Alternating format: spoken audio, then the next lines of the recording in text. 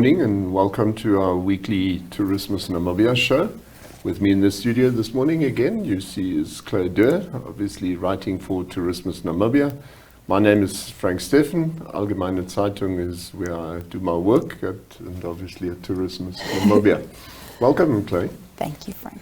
Okay, as is normal, we'll bring you a couple of topics again and then see where we take you in terms of destinations.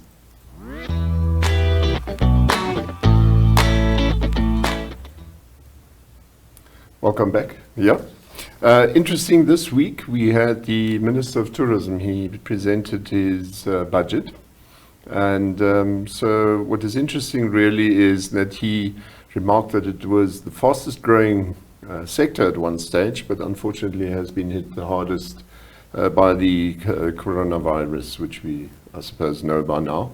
The Ministry for Environment, Forestry and Tourism has been allocated 584 million for the 2020-21 financial year. The interesting part about it is really that 18 million is earmarked for the ministry's tourism development and gambling regulations. So that's quite interesting. Then also 93 million has been allocated for the ministry's infrastructure development, maintenance and evaluation program. This is quite important. You would know with the roads being in a bad state everywhere. I think last you told me at Sosos you couldn't believe how bad it was. And but on the whole, I've been impressed with Namibia in comparison to other countries. No, sure, but it's still a serious issue. Yeah. And and the minister also announced that wildlife will be translocated to benefit conservancies, which I think is a good idea, and manage those numbers properly, and will be available to farmers as game for their farms. So it's all part of the wildlife breeding stock scheme and whatever. But more importantly to me is he says there are 5 proposals, which they are, it's to the value of 1.3 billion. Sure. So this is big money, which will be submitted to the Green Climate Fund and the Global Environment Fund for biodiversity conservation and to tackle climate change and land degradation. That's great. Yeah, I think it's very important because those are the sort of programs that will have a big impact on the conservancies, and that in turn brings about that things like forestry and so on will be better looked after. So yeah, this is quite interesting. In the process, we this week also reported a number of our papers about the elephant conservation and the lions that are being looked after, especially now in the time of COVID, because there tends to be a problem that obviously sponsorship starts dying out now because money is scarce. But so far they've been able to really do their part there. And then finally we had a sad story really. It's an impressive story, but it's still sad, is we had this huge locust plague rushing into Grootfontein, and we'll actually start a video for you there. You can first see that it almost looks like somebody is burning something. It's huge, and this was a contribution sent to Republikein and Allgemeine Namibian Sun. So you see these massive locust swarms coming into the country, and here you actually get an idea of how serious that is. So like I said, it's very impressive on the one side, but it's coming at the worst possible time for us. This is really serious damage that these things will do.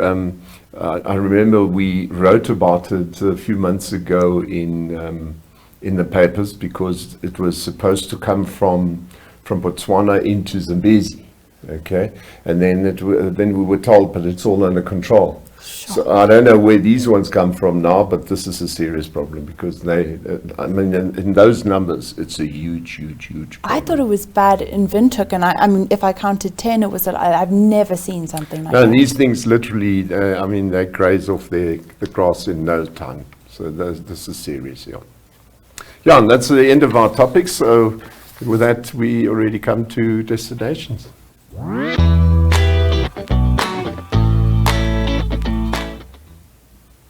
Welcome back. As you can see, we've brought you a lot of stuff today. lots of new destinations which we haven't touched on before. You will see just now.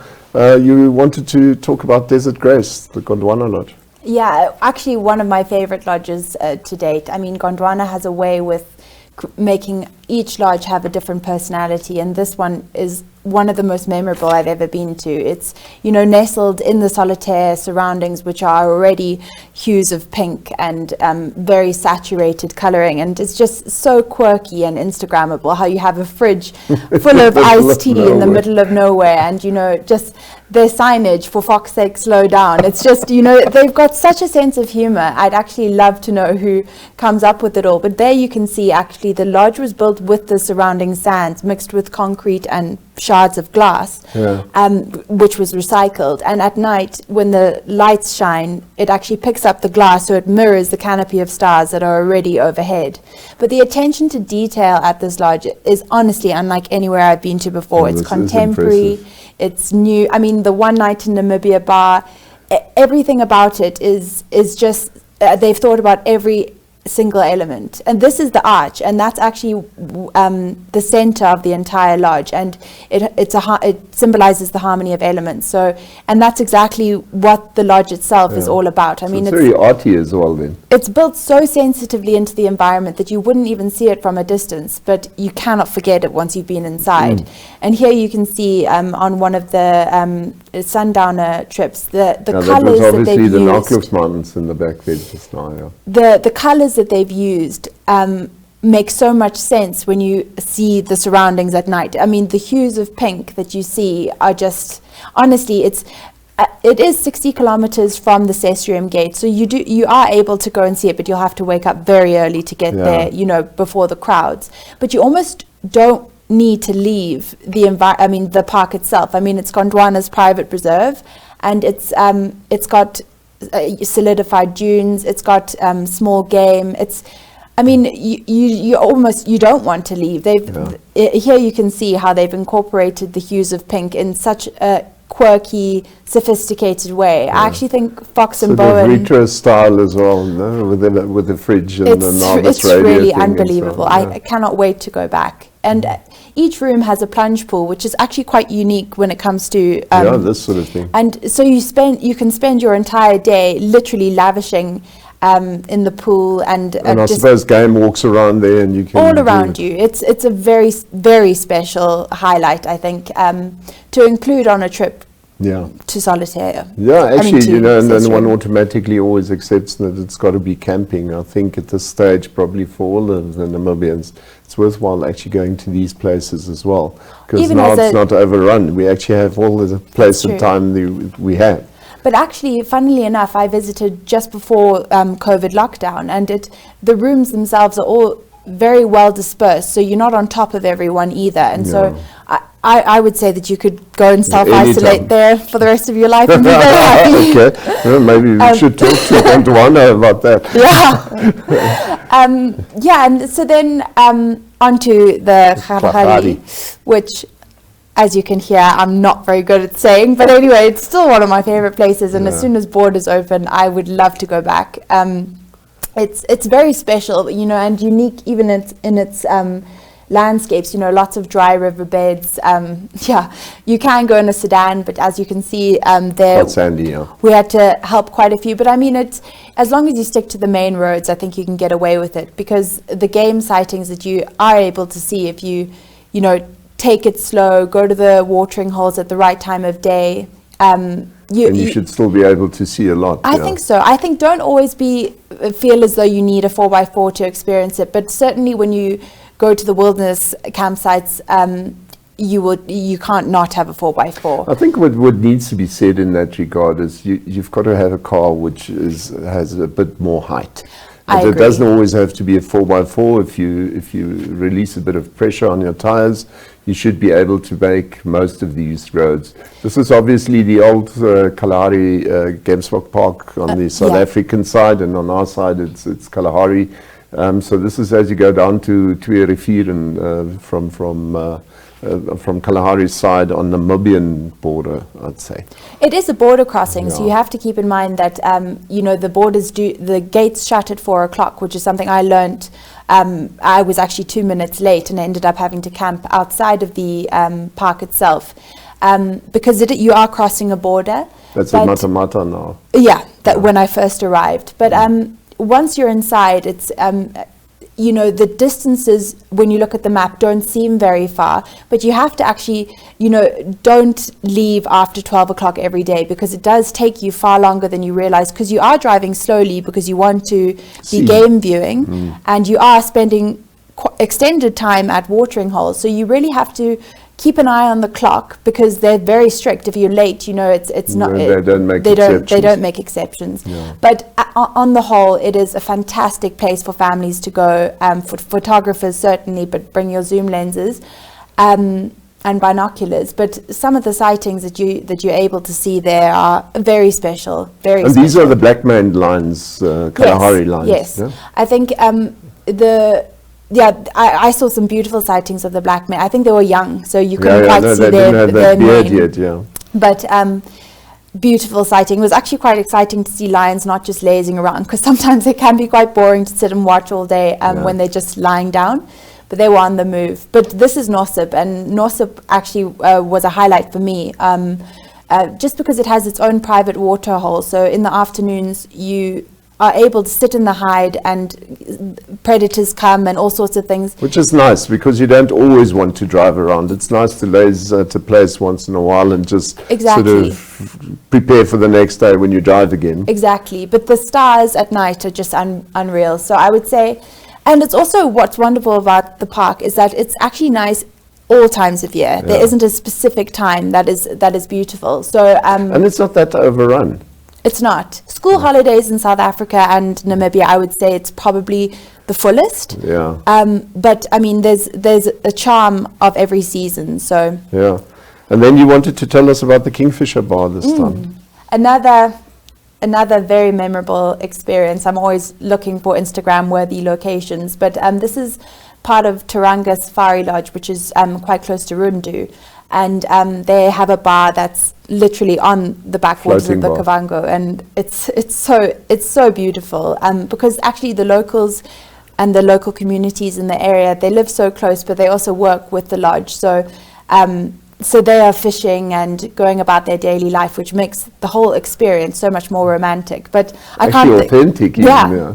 But I can't think of anything more special than literally floating on water. For sundowners. And this is typical Kavango, eh? Oh, it's just so nice, yeah. Oh, I can't wait to go back.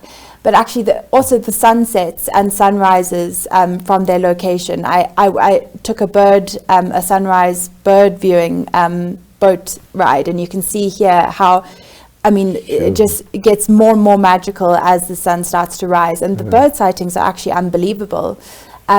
And you almost start to feel like you are seeing double, because everything is so. Yeah, just check that picture. You could actually turn it around and you wouldn't know. You wouldn't know. It's really because it's so peaceful. It's so quiet. It's so undisturbed. But an interesting thing, which I think you'll see in the photographs just now, is they actually have small borders for the local communities to go between Angola and Namibia. Yeah. And I mean, I was very surprised to see, but you'll see now, it's just a grass hut. No, you can actually just walk over. Yeah, it's really just a control point. I think so, because I mean, obviously the communities are so close together. And it's actually family. It is family. I mean, these guys live some on that side. It's the same that you see in Ovamboland as well. I mean, it's all good and well. We say there's a border simply because some colonial guy decided it needs to be a border.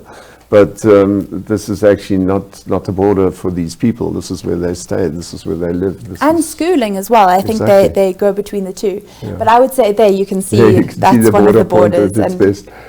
Yeah, it's very special. I think bird life here is very special, especially in the morning and afternoon. So, but all over in the northeast, you find that wherever you go, there's incredible wildlife, people living together with that, and it's nice that we are able to maintain that. Exactly. Yeah. So that's the Kingfisher Bar, and that's another highlight. So yeah.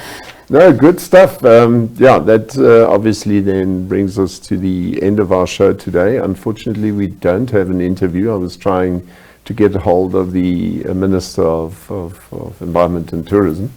Hopefully we'll still get that right. In the meantime, on short notice, we couldn't organize this as another person, but we will be sure to include another interview as from next week again. And with that, we then actually come to our picture of the day. And very much in line with what we discussed earlier, this is Dead Valley. It was a photo sent in by Walter Probst to the Allgemeine Zeitung at one stage, and this is incredible. I mean, you were speculating whether it was photoshopped, and this thing is not photoshopped. I can't believe that. It's untrue. You know, it's really, it depends on how much light you let in, and obviously you can see the dark. Was this in the morning? It must have been, I'm quite sure. Because this is incredible, and it must have been a winter day. If you look how sharp those lines are, it's unreal. Yeah. No, Namibia honestly never ceases to amaze me. No, it is, and like we said last week, you know, no matter where you go, there's always something new, something different. Starkly different from where you've come from. It's much a reflection of how many different people we are. I mean, we're talking of 13 different ethnic groups, and we all live together, and I still say that we do much better than most other countries who've only got half of that many different people. And that's what makes us special. Yeah, and that brings us to the end of the show. Thank you very much for watching, and see you next week.